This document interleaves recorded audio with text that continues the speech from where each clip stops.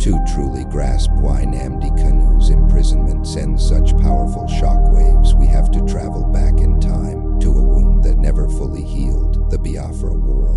From 1967 to 1970, this devastating conflict claimed over 1 million lives and forever altered Nigeria's political and social fabric.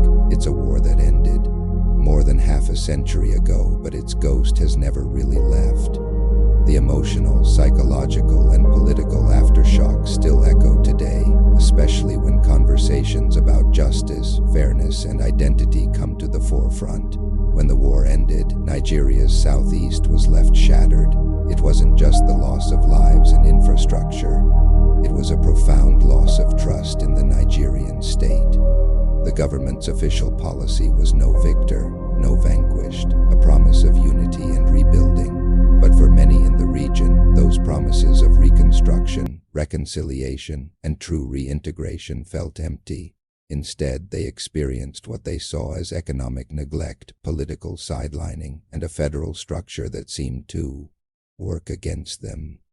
These feelings of marginalization didn't fade away. They grew stronger with each passing decade. This is the exact environment that allowed Nnamdi Kanu and the indigenous people of Biafra, or IPOB, to rise.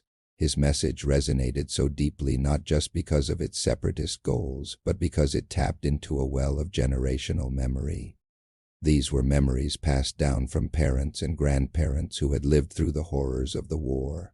For a whole new generation of young people in the southeast, the story of Biafra wasn't just a dry chapter in a history book. It was a living, breathing reality, discussed at family dinners and reinforced by the struggles they witnessed in their own daily lives. Kanu's activism acted as a key unlocking this collective memory.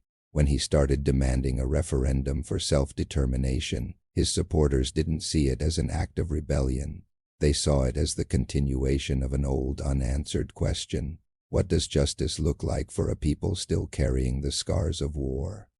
This powerful emotional connection is why his arrest, his extraordinary rendition back to Nigeria, and his ongoing detention have sparked such intense reactions, not just in the southeast but among the Nigerian diaspora all over the world. Now, with the very real possibility of a life imprisonment sentence, this historical trauma is being pushed into a new, uncertain future.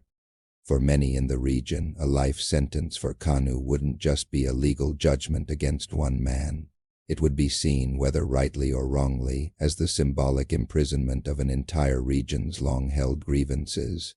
It creates a direct line from the political decisions of today straight back to the unhealed wounds of yesterday. So you see, you can't separate Nnamdi Kanu's case from the legacy of the Biafra War. His trial isn't just happening inside a courtroom.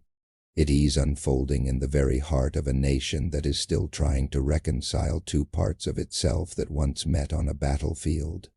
The past and the present are now deeply intertwined, and how this chapter closes will undoubtedly shape the future of Nigeria for years to come. What are your thoughts on this complex situation? Let me know in the comments below. Thanks for watching, and if you found this insightful, please consider liking and subscribing for more deep dives into critical issues.